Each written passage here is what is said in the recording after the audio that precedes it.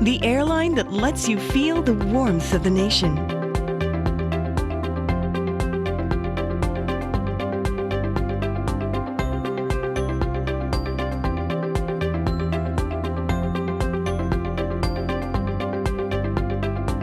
Mabuhay!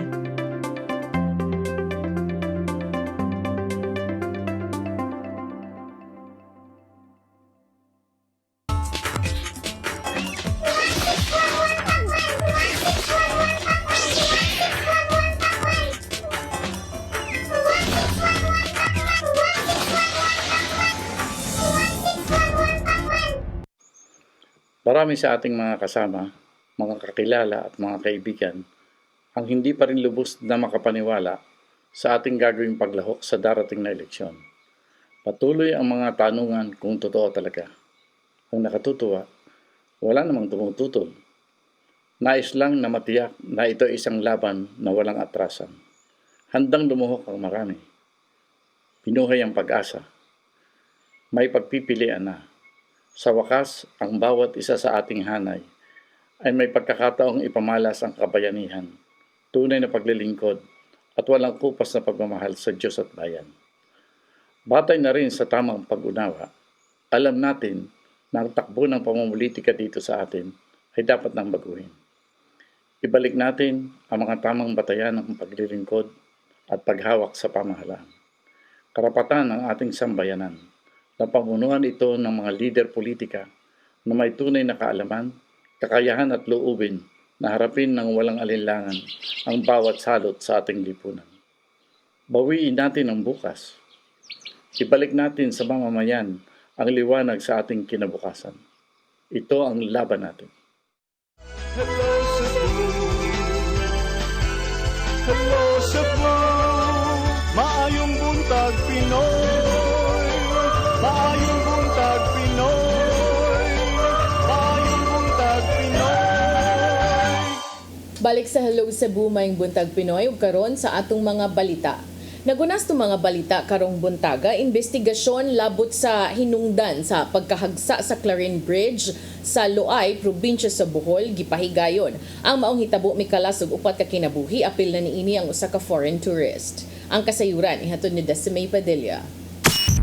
Nagpadayon pang investigasyon kung unsa gyud ang hinungdan sa pagkahagsa sa karaan nga Clarin Bridge nga miresulta sa kamatayon sa upat ka tawo. Apil na nining usa ka foreign tourist nitong Miyerkules sa hapon. Base sa report sa provincial government sa Bohol, matud pa sa DPWH nga ang taytayan ni bigay gumikan matud pa sa overloading. According to Engineer Magiting Cruz of the DPWH, the possible cause of why the bridge collapsed was because the bridge is only for flowing traffic. Parang nahitabo na stationary ang traffic and there were a lot of cargo vehicles on the bridge. And the bridge could not take the weight. And that's the reason why it collapsed according to Engineer Magiting Cruz. Base sa latest report sa local government sa Bohol ug sa Luay, 12 kasakyanan ang nalunod human ang Clarin Bridge na hugno alas 4 sa hapon nitong adlong Miyerkules, Abril 27. Sa 12 ka mga sakyanan nga naunlod, unom niini ang 4-wheeled cars, usa ka dump truck, 3 ka tricycle ug 2 ka motorsiklo. Nasuta sab nga ang mga rescuers ni shift na sa search and retrieval operations alas 8 nitong Miyerkules gabi apan temporaryo na kining gihunong pagkalas 11 sa gabi aron masiguro sa kaluwasan sa mga rescuers. The third dive occurred at 8:30 p.m. There are about 10 to 15 divers that also participated. But just a few minutes ago, they have already finished their dive and we are all terminating all operations at this point of time because of the weather, because of the strong rain, and because the water is too murky and the current is too strong. Karong adlaw ni balik ang search and retrieval operation sa mga rescuers. Subay niini, si Luay Mayor Attorney Hilario Ayuban miingon nga wala sila nakadawat og report nga dunay missing apan ilhang gisusita ng vehicles nga naa sa ilawom sa tubig kun duna pa baytaw. Sigun sab ni Mayor Ayuban nga hospital bills sa mga nakaluwas sa mga insidente, ang LGU sa Luay ang mubayad niini pinaagi sab sa pakigalayon sa provincial government sa Bohol. Ang mga survivors nga wala ra kayo makaangkon og kadaot gihatag og 10,000 pesos gikan sa DSWD.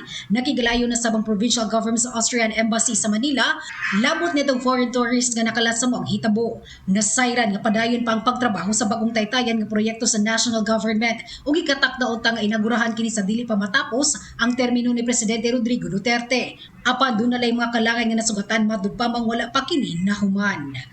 Decime Padilla, CCTV News.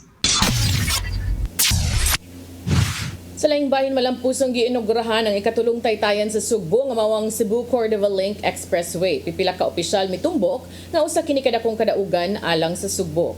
Ang kasayuran ihatod ni Gian Navarro. Gihulagway sa mga dagkong opisyal nga usa ka kadaugan ang ikatulong taytayan sa Sugbo nga mao ang Cebu Cordova Link Expressway kun si Silex. Giselebrar ang ilang kalampusan atol sa inauguration kagabi o gipanguluhan kini ni Presidente Rodrigo Duterte. Ang kalihukan mo'y nagtimaan sa pag-ila sa 8.9 km road isip labing taas nga taytayan lukop nasod.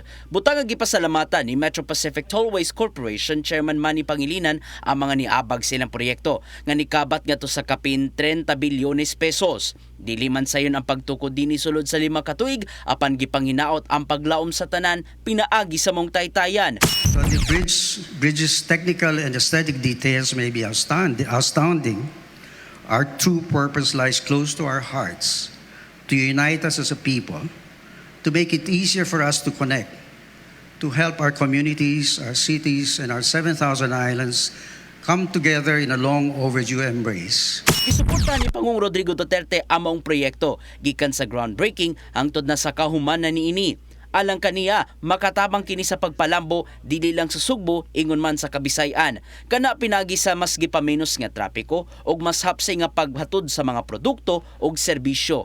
Your support for this administration's goal to boost regional development, provide a comfortable life for every Filipino, and realize our vision of a strongly connected nation is truly commendable. Nakita usab ni Gobernador Gwendolyn Garcia ang ikatulong taytayan isip testimonya sa tiunay nga panagiusa sa tanan. Mato dinhi nga mahitabo gayud ang mga moderno ug lig-ong infrastruktura pinagi sa pagpakig-alayon sa kagamhanan ug pribadong sektor. Taliwa kini sa mga giagian sa pagtukod gikan sa pandemya hangtod na sa bagyo. The men and women behind Cebu's third bridge forged on, never allowing difficulties or challenges to overcome them. This is also a triumph of public and private partnership.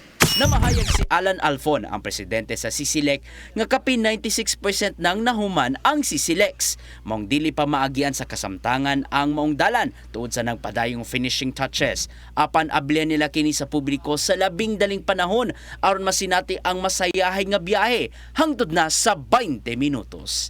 Gian Navarro, CCTN News. Sa laing bahin Mandaue City Health Office may pahimangno sa publiko nga kanunay manglimpyo sa panimay ug palibot aron makalikay sa dengue. Kinitungod bisan nga ting init pipila gihapon ka kaso sa dengue ang natala sa ilang buhatan. Ang kasayuran ihatod ni Mary Rosa Garino. Gipahimangnuan sa Mandaue City Health Office ang publiko nga kanunay maglimpyo sa ilang panimay ug palibot o gilayong magpa-check up kung mugrabe ang hilanat aron makalikay sa dengue. Kinihuman bisan og ting-init, nakatala gihapon og kaso sa dengue ang buhatan. Kasagaran mo ingon ta summertime unta no wala na tay kuan, but usually ang mga tao kung summer ko no wala tubig, way agas, so mag-stock og tubig nya sa balde, dili tabunan ang balde, so ang lamok na agid diha. So muna mo ang dengue cases usually on summer muna mo na observe yun when we go to the barangays yun. Sigo ni Percy Mendoza Pungasi, dengue coordinator, nakatala sila og 43 ka kaso sa dengue sa first quarter karong tuiga og duha ang namatay nga usa ka 23 anyos nga lalaki og 4 anyos nga bata. Matod ni Pungasi nga sa kasamtangan, anaasa na po ang aktibong kaso sa dengue sa Dakbayan. Gipanglantawan sa City Health Office nga mosaka pa ang kaso panahon sa ting-uwan. Sige, makita namo sa barangay no ang kanang usually kanang stagnant water gid no kanang mabiyaan nga kanang mga basura na ay makakatch up dayon kanang tubig, dali ra jud kayo ang life cycle sa lamok. So nadayon ang lamok, so pagpalimpyo lang yun. Hinuon matod niini nga dili pa makonsiderar nga alarming ang cases sa syudad tungod dili clustering ang cases ug wala pa nakatala og tagtulo ka kaso ang usa ka barangay. Giawhag niini ang mga residente nga makasinati og hilanat hilabi na katong makaabot sa 40 degrees Celsius nga gilayong magpa-check up o moadto sa barangay health office. Aduna usab libreng dengue test nga gitanyag ang City Health Office.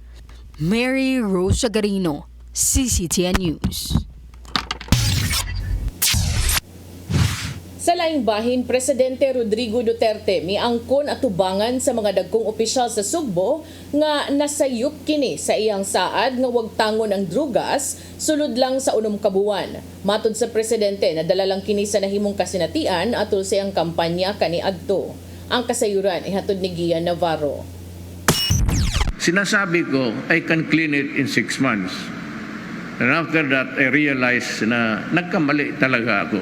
Kini ang imo pag-angkon ni Presidente Rodrigo Duterte kung isgutan man ang nakabot sa ilang war on drugs ubos siyang liderato. Kung may numduman, gisaad niya nga wag tangon ang droga sa nasod hangtod sa 6 ka buwan. Apan atol siyang pagtambong kagabi sa CCLEX inauguration, gibutyag nini nga nadala kini sa grabing pressure sa kampanya. Sobrang, maybe it's hubris, it was campaign time, payabangan naman yung kampanya. Anak ka na, pag yung binuksan na yung records, paano ako 6 generals of the PNP were playing with drugs. May namduman nga daghang mga gikatahong drogista ang gipangpatay ubos sa ilang war on drugs campaign. Butang nga gisaway kini sa mga kritiko ilabi na sa habig sa human rights dinhi ug gawas sa nasod. Karong mahuman ang yang termino sa Hunyo, napaglantawan ni Duterte nga mamahimong dakong hagit sa mosunod nga administrasyon ang pagsumpo sa ginadiling drugas. Maong giawhag niya ang mga sakop sa New People's Army nga mosurrender na lang aron dili na muhitak og samot ang drugas. You want peace? Magtrabaho ka lang, then drop the gun. Kayong mga drogista, drop the drugs. Itapon mo yan at wala ka talagang problema sa akin. Base na sa datos sa PIDEA, ana sa 6,225 ka mga suspetsado ang gipampatay, human na lambigit sa ginadiling drugas. Kapin 66 bilyones ka pesos nga balo sa drugas ang nasignit sa mga otoridad gikan sa managlaing drug players. Samtang kapin 24,000 na ka mga barangay lukop nasod ang drug cleared na niadtong Pebrero 2022. Gian Navarro, CCTN News. Sa atong katapusang balita, pasilidad nga magamit sa mga tinun-an aron i-apply ang mga nakatunan sa tunghaan gibuksan dito sa lungsod sa Liloan. Gawas nga makalingaw, makat-on sa byud sila. Ang kasayuran ihatod ni Mary Rose Garino. Gibuksan na alang sa mga tinunan ang GTNA Recreational and Event Center sa Tayud Liloan sa amihanang bahin sa lalawigan sa Sugbo. Ang pasilidad magsilbing training ground sa mga tinunan aron ma-apply ang ilang mga nakatunan sa tunghaan. Matud ni GT Northeast Academy School Director Jonathan Aaron Salvain nga kini sama na lang sa hotel room sa pasilidad diin mahimong maka-hands-on og tudluan ang mga tinunan sa actual operation sa hospitality industry. Kini gawas pa sa ilang semi-Olympic pool nga adunay giladmon nga 6 to 7 feet nga haom kaayo alang sa trainings og mga competition. Lagoon pool nga 4 to 5 feet deep nga perfect sa gustong mo relax o gusto lang mo tampisaw ubos sa kainit sa adlaw. Og syempre ang ilang jacuzzi style pool nga dunay giladmon nga 3 ka tiil alang sa mga chikiting og ang ilang kabanas. Alang ni adtong nangita og venue sa mga events og parties. Perfect ang GTNA Recreation tungod kay gawas nga abot kaya ang presyo. Duol ra usab kini sa shopping mall sa Konsolasyon ingon man dinhi sa dakbayan sa Sugbo. Mary Rose Garino, CCTN News. Bago itong mga balita na naipon sa CCTN Channel 47 News Department, headed by News Manager Kapitan Dennis Tabarin. Katong nagkita o nabati, Society 47, rin sa CCTN Channel 47 ug sa Radio DYHP. Dugang mga balita o pag-iskot. Dako ni Cons kay si Kerwin Espinosa mibali sa iyahang mga pamahayag o ang iyahang pagtistigo batok kang Senador Laila de Lima. Agi kinagdepensa siyang kugaligon kung kay doon na may criminal complaint batok kaniya tubangan sa Department of Justice.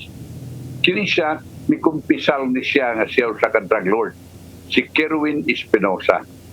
Apan, iyang ikuha pagbalik, iyang ipanghimakak ang tanan niya nga pasangil batok kang Senador Laila de Lima. Kay bingon siya, wa siya dealing. Di tinuod na duna siya deal kang Laila de Lima. Si Attorney Raymond Palad may konfirmar. Nagyang kliyente nga si Kerwin may perma og subscribed to a counter affidavit in yang claim that he was only coerced, gipugos siya, gipressure siya, gihulga siya sa kapulisan atol sa Senate hearings atong Nobyembre o Disyembre 2016. Finally, any and all of his statements nagihatag atol sa Senate hearing or in the form of sworn written affidavits against Senator Laila de Lima are not true. Wa siya dealings with Senator de Lima. Wa siya muhatag og kwarta sa senador.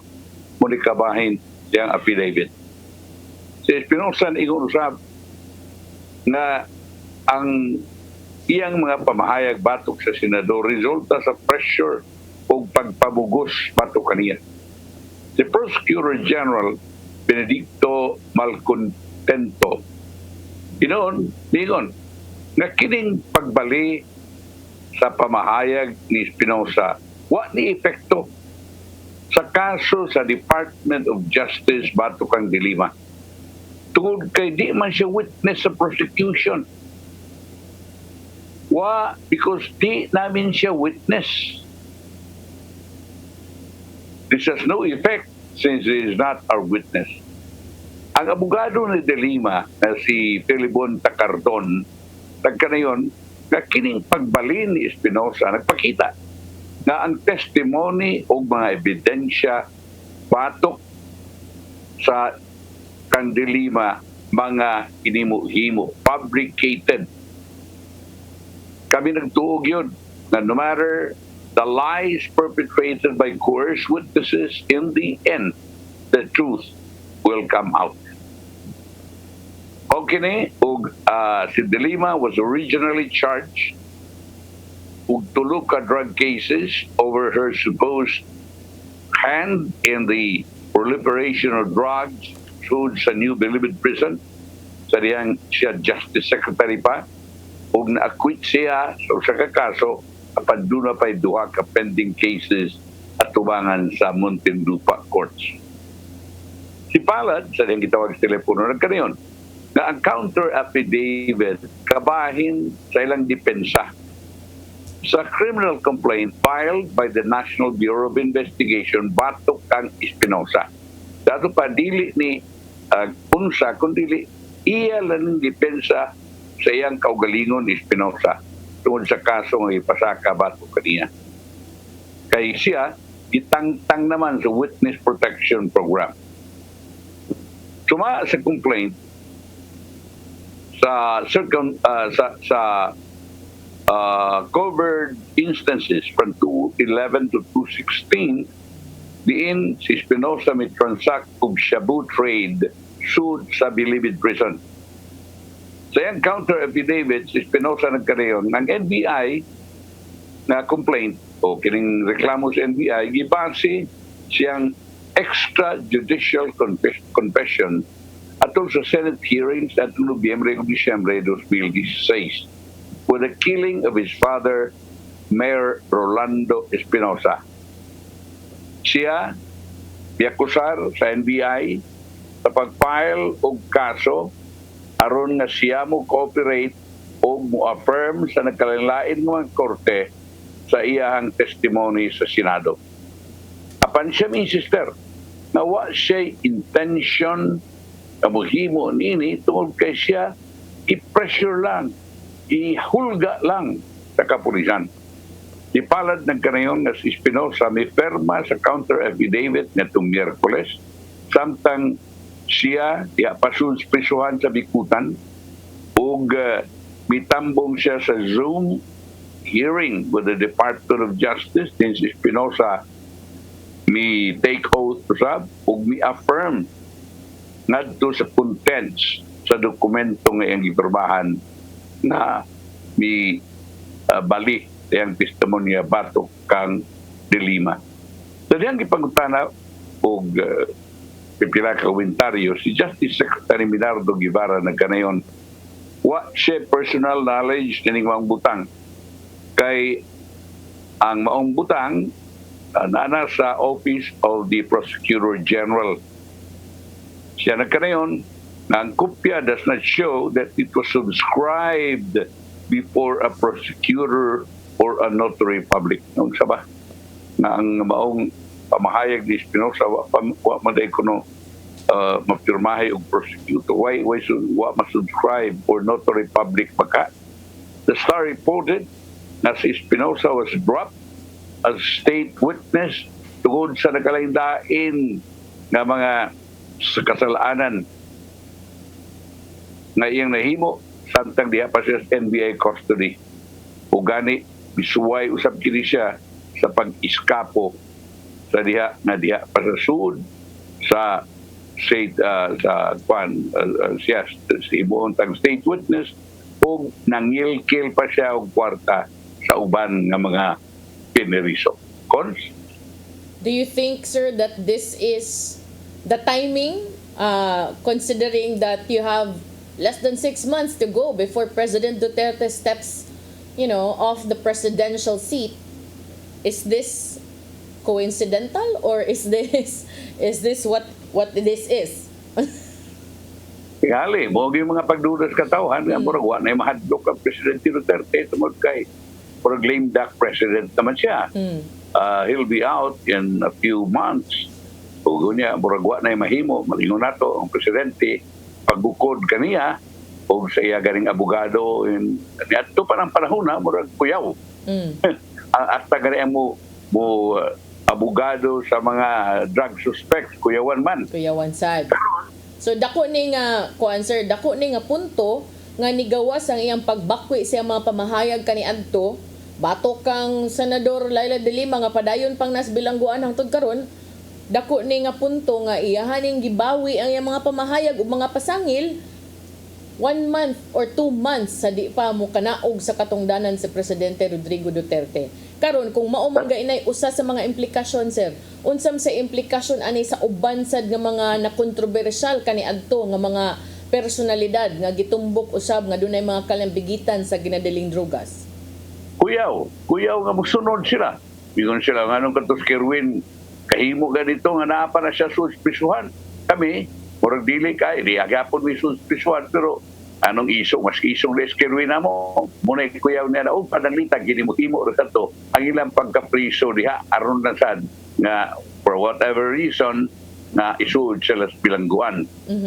Una na ubay-ubay ra man eh. Ang akong fear lang ani sir ba musamot og kalumping ang ato ang picture of our justice system nga daan ang dunay makaingon ta dunay problema tungod sa kalangay sa pag-decide sa mga kaso niya punan pa niini na ay mo pasangil na ay mo bakwi inana ba ang akong kaluyan na kon si Laila de Lima kung panalitag tinuod gining sulti ni Kerwin Espinosa. Remember, de Lima was incarcerated since almost 5 years ago. Niya ginaliman ka, senador ka, gipriso ka, himuan ka, og istorya, o niya mo nang napriso ka. How much more for an ordinary person like us? Yes. Unya, karon dili pa yun, wa man kuno na bearing ang testimony ni Espinosa, kay di man kuno siya witness sa prosecution. That means di pa na diha dayon yung taboy epekto ngadto kang Espinosa. Kinahanglan pa og hearing, mahuman na ng eleksyon, sa patingalan siya mabuhi if ever. Kaluoy, no? Na senador ka, niya na kasulpiswan niya, himuan na deka, nga daghan kay mga kadaot sa imuhang kaugalingon o sa imong pamilya, kay di malanto. Grabe mga ito po, nga siya nagpaldagan o drug trade soon sa bilangguan, samtang Justice Secretary siya, nangayo siyang kwartang dagko kay mga kwarta gikan sa mga drug lords soon sa Prisuan. Unya doon na pa siya uyab-uyab, yan driver kanito, driver bodyguard. Doon na pa daghan kayo mga lain. Ang kainumdum ka ni atong February 2021, nabi ato'y small victory on the part of the Limas camp, no? Kay dihay na akwito siya ni atong drug charges nga iyang giatubang. Now I think kani karon is one more kanagay nail gani sir nga nakapaligon atong ihang last year nga akwital kay hinumduman paggawas ug pamahayag sila kani adto nga kanakunong maakwit ka sa bisag usa lang ka kaso sa panahon ni Duterte is considered a victory on their part. So if that dismissal or acquittal was already a victory, how much more kani nga major figure gyud si Kerwin Espinosa sa kaso nga iyang giatubang kani adto ni De Lima. So karon makaingon sa tahay naman tong mga tawo nga niingon nga kamong mga mahadlok anang drug war, kamong mga mahadlok anang tokhang, mahadlok mo kay doon na mo'y kalambigitan sa drugs. So who is telling the truth now, and what will this imply on the drug war nga daan ng na kontrobersyal o gi-question gani ngadto sa ubang nasod sa ICC? Ang ibarog rin pag-ayo ko sa politiko nga akong nakita, maurag yun si Kiko Pangilinan. Samingon nga kinahanglan ng i-release na si De Lima. Pero murag lisod mo sa i-release because remember, katong imong igon usa sa mga kaso niya, usa to tulo ka mga kaso. That means usa ka kaso na absuelto siya, doon na pa'y duha ka kaso karon nga iyang giatubang o kinahanglan nga i-absuelto siya ining duha ka kaso, usa pa siya ma-release. But, looy, bisan tuod o inon tanay kaso giatubang, I don't know kung dili ba ma-weaken ang kaso bato kaniya with this recantation of a main witness in the person of Kerwin Espinosa. Kung panalitag ma-weaken ang kaso, so therefore she can put bail aron for her personal for her kaning liberty, kanang makaguwa siya temporary liberty.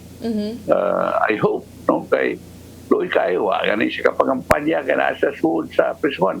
But then again, what does this also imply with regards to the safety of Kerwin Espinosa who is still incarcerated?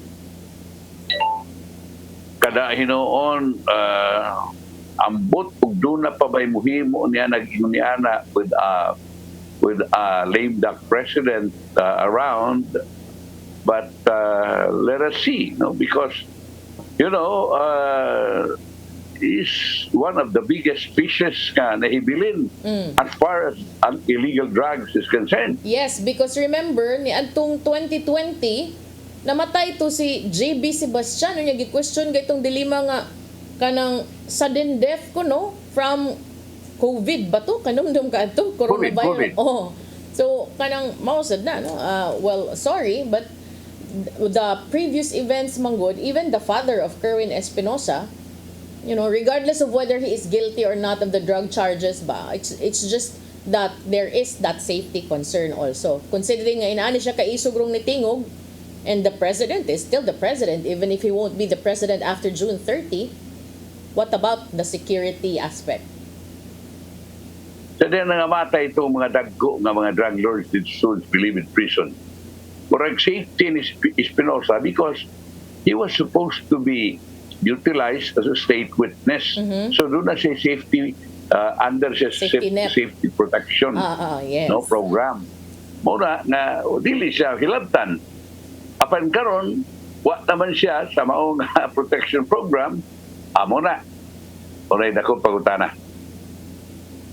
And dili ni ordinaryong tao, kundi gilgig yun, no? As a matter of fact, nagtuog ko kanito ang gihimo ni siya ug asset sa kapulisan mo nang gihimo state witness at the same time kunya mao di siya big tips sa kapulisan sa iya mga bata-bata nga namalik sa pagpamaligya kay ngano man nga kadaghanan sa mga bata-bata ug wa hidakpin nga matay man katong nagpadayon katong nibalik sa drug trade.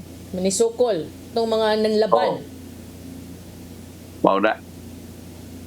Kung siya pa'y daghan kayo, siya ay kang Marcoleta, niya nani karong taon, kunya doon na sa expert cons nga nisulti na sa pagduda, may tungod din ng survey, sama nimo ato ang istorya ni. Dili ko expert ha. Mas may tingala mo break na daan ko. Sige, balik naman sa pila ka pahinumdom. Please stand by. Hello Cebu, hello Cebu, maayong buntag Pinoy, maayong buntag Pinoy, maayong buntag Pinoy.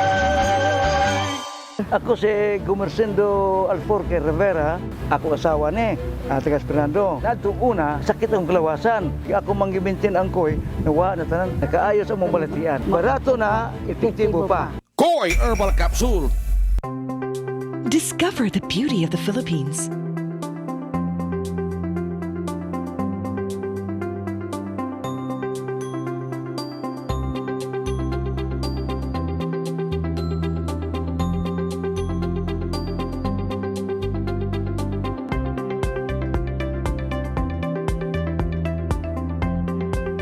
With Philippine Airlines, the country's flag carrier.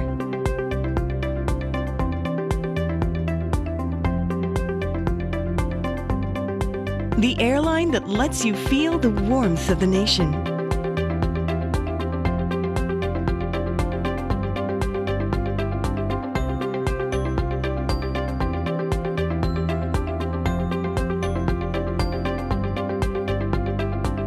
Mabuhay!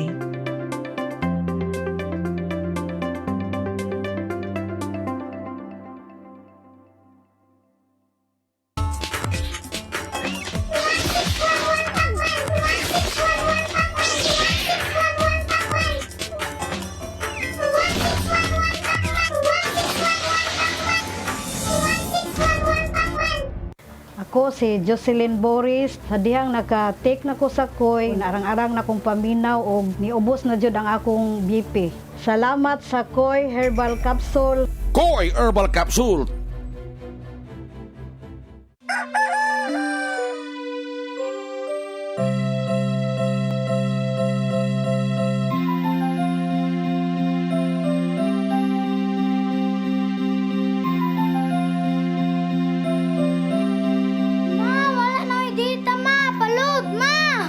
Sorry ma'am, na-late ko.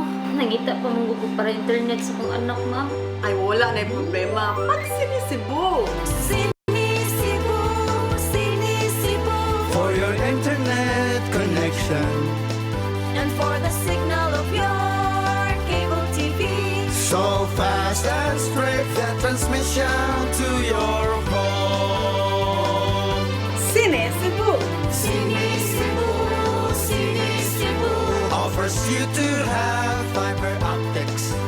for your viewing experience, perfect and clear so fast. So great and affordable for you to enjoy. CEBU Television Network Incorporated offers fiber to the home broadband internet bundled with fiber to the home cable TV connection. CEBU Television Network Incorporated with its operation in Metro Cebu and the whole province of Cebu soon. And affordable for you to enjoy. CEBU. Marami sa ating mga kasama, mga kakilala at mga kaibigan ang hindi pa rin lubos na makapaniwala sa ating gagawing paglahok sa darating na eleksyon. Patuloy ang mga tanungan kung totoo talaga. Ang nakatutuwa, wala namang tumututol. Nais lang na matiyak na ito ay isang laban na walang atrasan. Handang lumuhok ang marami. Pinuhay ang pag-asa. May pagpipilian na. Sa wakas, ang bawat isa sa ating hanay ay may pagkakataong ipamalas ang kabayanihan, tunay na paglilingkod at walang kupas na pagmamahal sa Diyos at bayan. Batay na rin sa tamang pag-unawa, alam natin na ang takbo ng pamumulitika dito sa atin ay dapat nang baguhin. Ibalik natin ang mga tamang batayan ng paglilingkod at paghawak sa pamahalaan. Karapatan ng ating sambayanan na pamunuan ito ng mga lider politika na may tunay na kaalaman, kakayahan at loobin na harapin ng walang alinlangan ang bawat salot sa ating lipunan. Bawiin natin ang bukas. Ibalik natin sa mamamayan ang liwanag sa ating kinabukasan. Ito ang laban natin.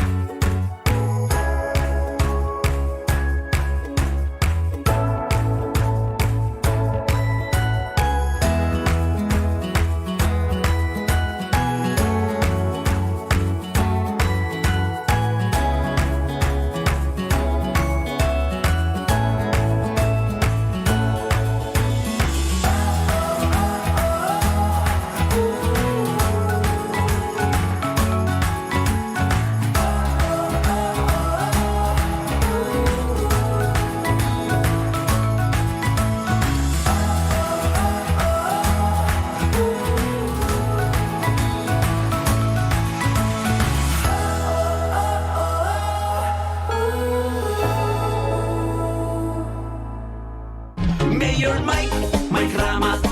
Mike Rama, Mayor Mike. Mike Rama sa pagka-mayor. Atong supor, takano, paluyuhan. Kang Mayor Mike Rama, kitang tanan. Mike Rama, Mayor Mike. Mike Rama. Mike Rama, Mayor Mike.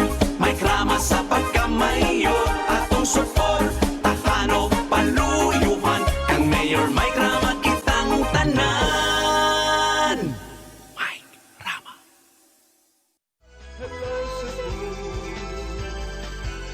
Hello Cebu, maayong buntag Pinoy. Maayong buntag Pinoy. Maayong buntag Pinoy. Maraming hello Cebu, maayong buntag Pinoy. Ugari akin nga itong bulletin gikan sa Department of Health Region 7. Atong DOH Central Visayas COVID-19 Case Bulletin number 679 dated April 28, 2022 nagpakita nga ang Cebu City nakatala og tulo ka bag-ong kaso sa COVID. Lapu-Lapu, Mandawi ug Bohol 0, Cebu Province tulusab samtang Negros Oriental ug Siquijor 0, total of 6 new cases for Central Visayas. Sa atong additional reported deaths, Cebu City 0, Lapu-Lapu 0, Mandawi 2, and 0 for the rest of the provinces under Central Visayas.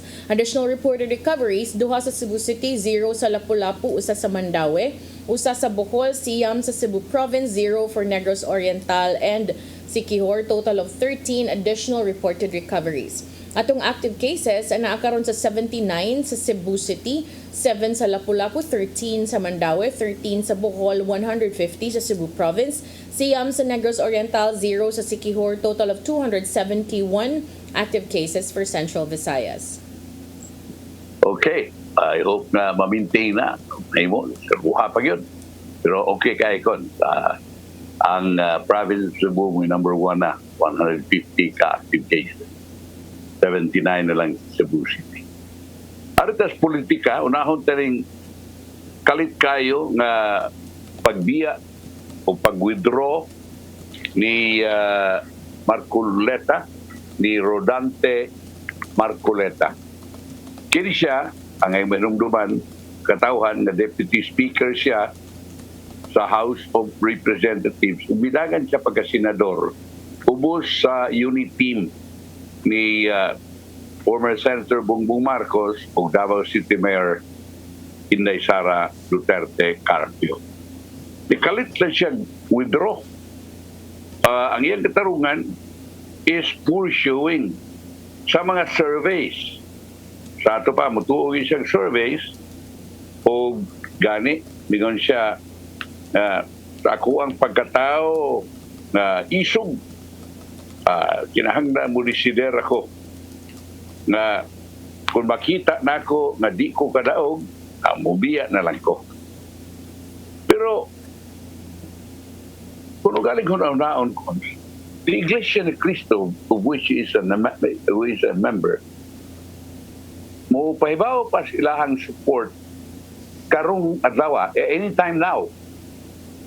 So, mo man lagi ingon nga dako kay ng grupo ang Iglesia ni Cristo, millions of supporters nga kuan gyud kanang solid vote na sila.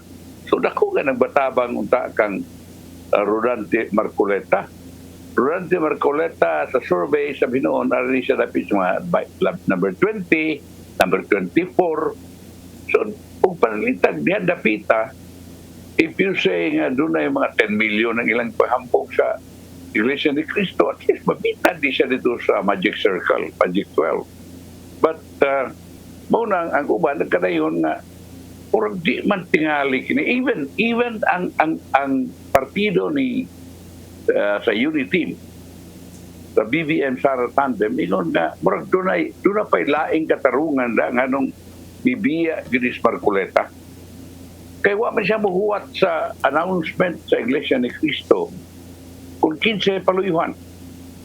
Pero mo lagi na nga nagduda sila ang unit team na doon na pa yung mga higher pagyud-kayo nga mga katarungan ngano nga nibiya ni si Marcoleta.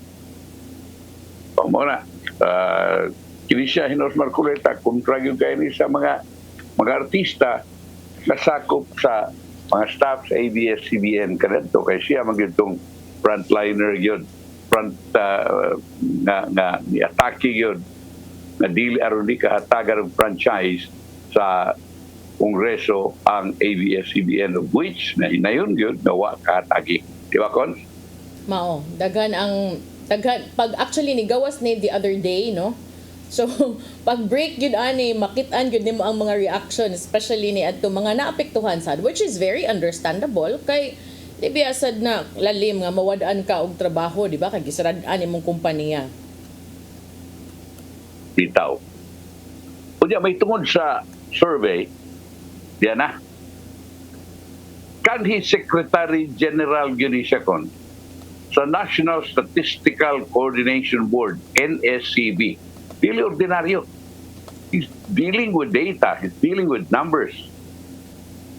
Dingon siya nga, a more inclusive sampling of survey respondents may show different numbers on voters' preference for candidates in the coming polls. Kaya sa pagkakaroon, suma niya, dili man kaayo inclusive. Doon na may daghan nga dili ma-appeal sa survey.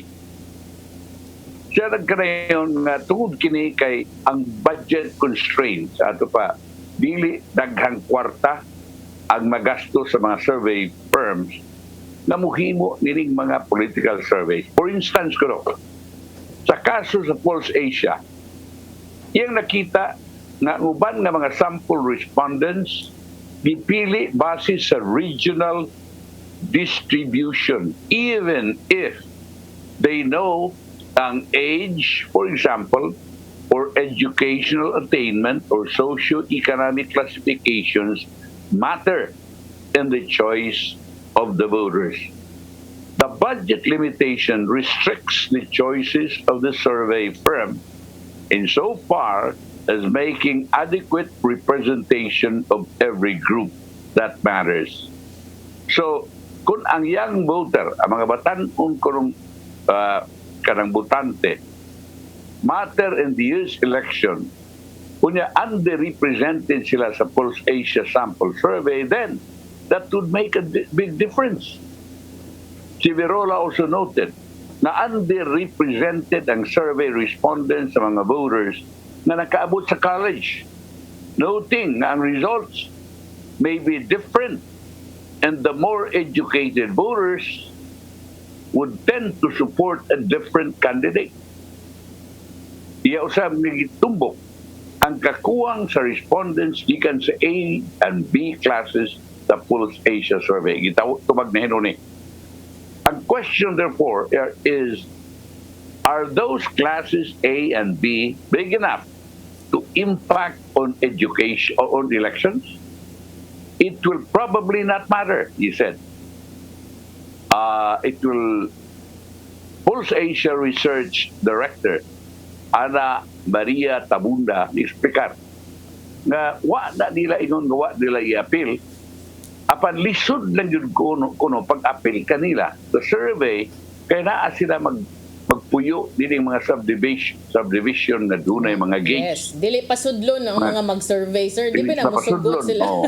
Mga condominiums, di sa kasaka, di sa kasud. So ang survey firm nagkaniyong na kining duha ka klase, A and B, represent only a small segment of the population, which would be insignificant in the overall results. Si Verola noted, a study on socio-economic classification in the Philippines na nagpakita na ang classes A and B represent 9% of the population. So, mas dako na than the 1 to 4% of assessment of Pulse Asia. And if as I said, election is close at 9% exclusion, although not intended, can make a lot of difference in the election final results. Niyan pasabot na close ang election, ang mga botos, dako nagresulta. If you sum up the underrepresentation of the young in the sample, under representation of the A and the B and the C classes, and underrepresentation of those who reach college, they can sum up to huge number because we're talking of only 2,500 respondents. So muna giingon niya nga, og underrepresented ang A, B, ug C classes imong survey, kunya katong mga tao na nakaabot sa college, underrepresented, kunya ang imuha gong gipili, 2,500 respondents ra. So ang result na dako kayo. Ang latest Pulse Asia survey conducted on March 17 to 21 showed Ferdinand Marcos Jr. leading with 56%. Vice President Leni Robredo a far second with 24%. During the same program, si Tabunda nagkanayon, ang probability of other candidates pulling an upset is very small considering the lead of Marcos. If there will be a chance, it might not be enough to make an upset. There won't be an upset even if there might be change. Ang Octa Fellow, tayo sa ni survey, pero ang ilang fellow, si Ranjit Rai, note also nga ang gap between Marcos and Robredo is quite significant. And the trend seems to show a consistency. But then again, there's always a possibility of change.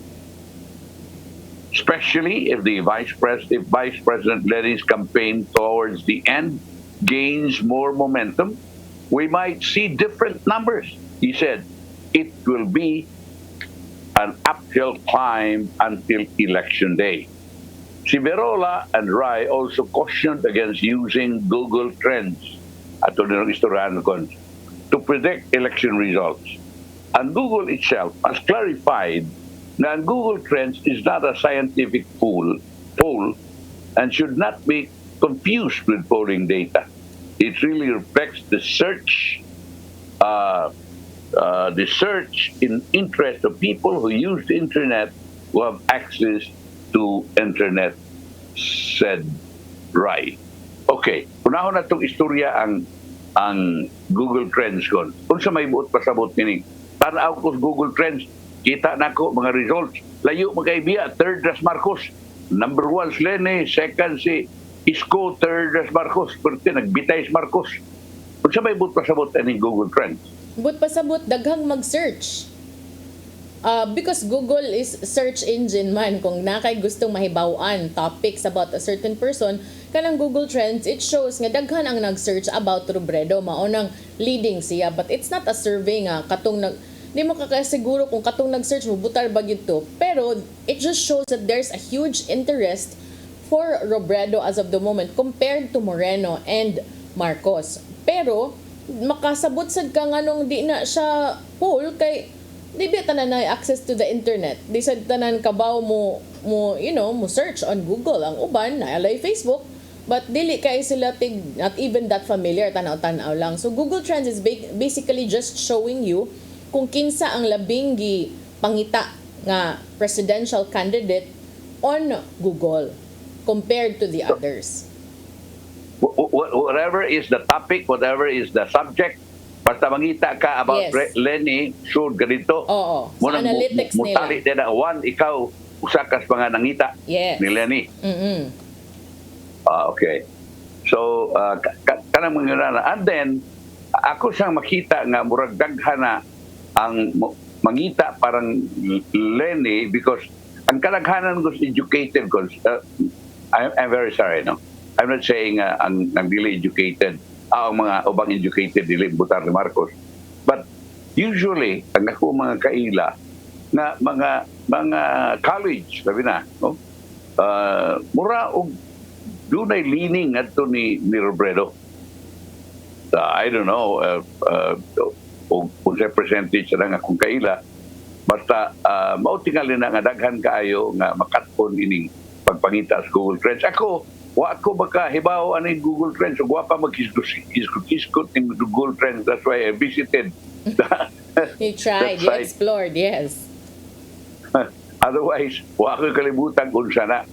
But they say that in the United States, Google Trends, pa kuno masipyat sa ilahang pagtanaw nga mura o ang dunay daghang interest. Well, I think because kuan good siya, sir, dili man good siya ma-manipulate in the sense nga igo ra gyud siyang mutrack sa popularity based on how many times or how many people searched for a particular person. In this case, ilahang mang gi-regionalize kay maka-analyze siya sa popularity sa mga searches kanang imuhang ipang encode sa imong Google para mo search or to find out about a particular candidate. Pwede man nila ma-regionalize. So, pag pull up nila sa data sa this particular country, mo itong nigawas nga siya mo ay pinakalabing search nga presidential candidate. Okay. Now let's go now to the idea, the opinion of a former Secretary General of the National Statistical Coordination Board, NSCB, nga si Romulo Birola. Kanigon siya nga, because of the budget constraint sa mga survey firms, dili na sila makapangita yun og example or husto nga representation of mga respondents. For example, ang A, B, C, dili na gid niya mapangita na nga kana mga A, B, C mo na diha. Unya, kaysa pagkaroon sa panitabunda, ang Presidente Marisol Pulse Asia, Research Director of Pulse Asia, ingo man sila nga, naa sila gikuan, pero dili man gid nila, inig-interview nila, dili man tayo mo qualify sa A, kaya di man gid siya ingo na nakadato, di sila ingo na ang iyang social class. But anyway, ang iyang ingon sa Odiare, nga kining mga college, no, sa ato pa ang educational background sa imong respondent, ikinahanglan nga ang sample respondents ni mo ayuhon sa pagpili, dili lang kuno kay regional distribution. Kay tanaw ni mo ang age, for example, educational attainment, so socio-economic classification. Kay mumatter kuno na in the choice, kay karon god O sige, pila ka na porsyento Visayas, Central Visayas, pila ka porsyento din sa Bicol. Mga yun anak man tingali bubuwa kay mo may sumabasa dayon na balance Luzon sa ato pa yung ganay balance Luzon, that's outside of NCR.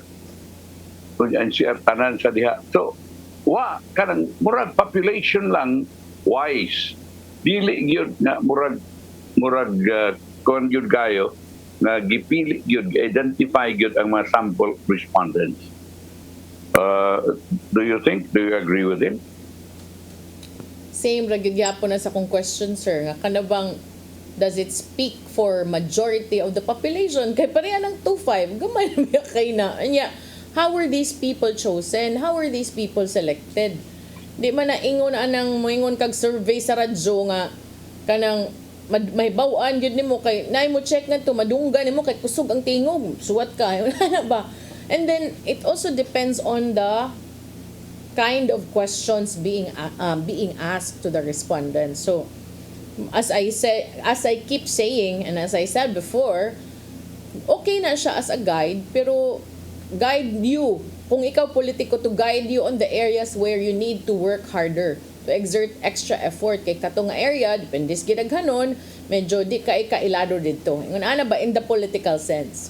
But there are other purposes also for surveys if you are a publicist, if you're a PR firm, because then you could tweak that also, especially if leading ka to project an image nga kusog ka and then create a bandwagon effect in terms of advertising or marketing your candidate. That's right. That's right. I agree. So aron ta katong hidakpan nga mga IT hackers kon. Katong tulo ka information technology experts na hidakpan kanhi mga smartmatic system hidakpan tungod sa smartmatic systems breach. Nakakuha yun yung data kon sa mga voters sumapas sa mga investigator. So doon na yun nakuha. Ang Cybercrime Investigation and Coordinating Center Executive Director Cesar Mancao II na ganayon nga ang mga suspects si Jeffrey Limpiado, Adrian Martinez o Jed Liagan or Ilagan had given undercover CICC IT operatives access to data of voters. I have seen in the evidence that was shown to me and previously that this group has given our IT operators the data for voting precincts all over the country, the clustered precincts, the codes and numbers, ni Mancao in an interview. He revealed that the three who are known in the dark web as notorious hackers, XSOS group, were responsible for illegally obtaining voter data for Smartmatic. O kara ang atong nasayran. Dato pa, dili tinuod gawa sila kalibutan, di tinuod gawa sila nahack, di tinuod gawa sila nakuha ng information. Naagyod sila nakuha ng information. I don't know o nakabaligya na ba sila o mga information ilang nakuha o kinsa ilang baligyaan lahang lang masayod unta kita ang atong mga investigador. Cons,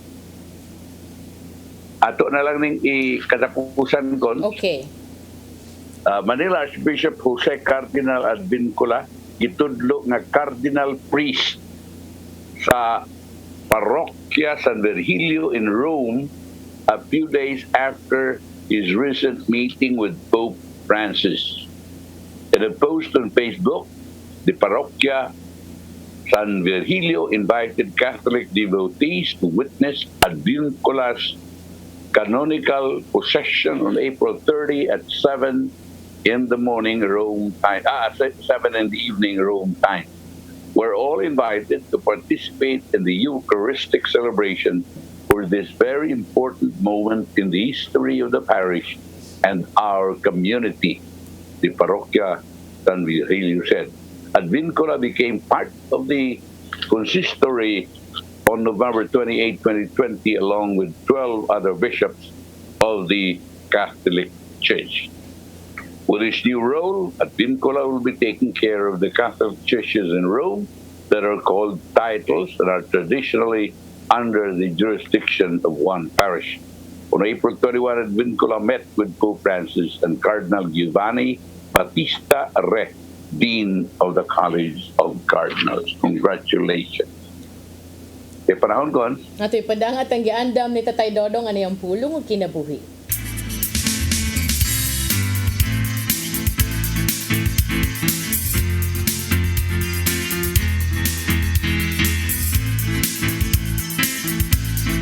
Ang pulong mo, ang diwag sa ko. Ang tao gihimo sa Ginoo nga lahi sa usag-usa. Ikaw, ako, wa gayo kaparehas. Gani sa Jeremias 1:5 nagingon. Sa wala ko paggani ikaw lalanga, ug sa wala pa ikaw mataw, ipili ko na ikaw aron mahimong propeta sa kanasuran. Tiniklaro kayo nga sa wa pa kita mataw, ang Ginoo may laraw na alang kanato. Pusa, kung unsa ka kaman, mao kana ang kabubuton sa Ginoo alang kanimo. Ang tanan nga mahitabo sa kinabuhi sa tao, gitugot sa Ginoo alang sa usa ka katuyuan. Usa ka maayong katuyuan. Mao nga ayaw ikahibos ang imong sitwasyon karon. Hinuon, dawata kini ug pangayo ang grasya sa pagkakontento. Sa Roma 8:28 nag-ingon, tasayod kita nga diha sa tanan butang, nagbuhat ang Dios alang sa kayuhan niadtong nahigugma kaniya. Lahi ang plano sa Ginoo alang kanako, ug lahi usab ang alang kanimo. Samtang sa Jeremias 29:11 nag-ingon, ako lamang ang nasayod sa ako mga laraw alang kaninyo. Sa paghimo kanyong mga swagon, inay maalawt o paghatag kanyong kaugmaon nga inyong gipangandoy. O sa mga igsuon, ihangad ang tanan sa langit, naibaw ang Ginoo sa imong kahintang. Ug may giandam siyang mayong butang alang kanimo, ihatag ang imong pangandoy kaniya.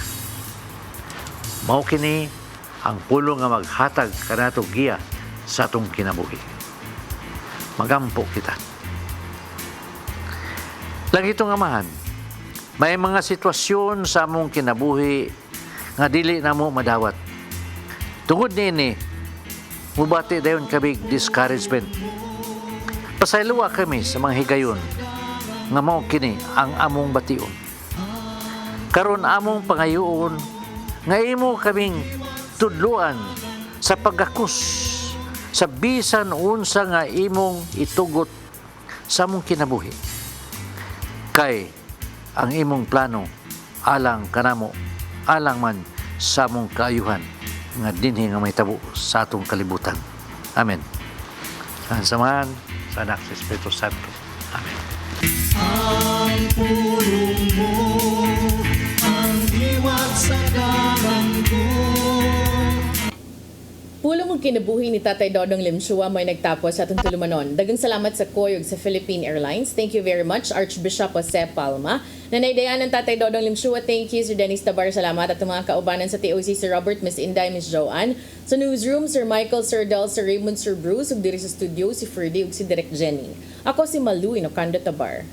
Ako sa Manny de los Santos Rabacal. Hanggang sa Lunes pohon. Hello Cebu, Maayong Buntag Pinoy. God bless.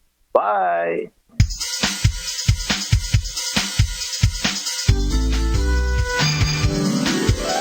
Hello Cebu, maayong buntag. Naksunta ang kahayag nga nagsulit sa matuod, kadagan sa panghitabo.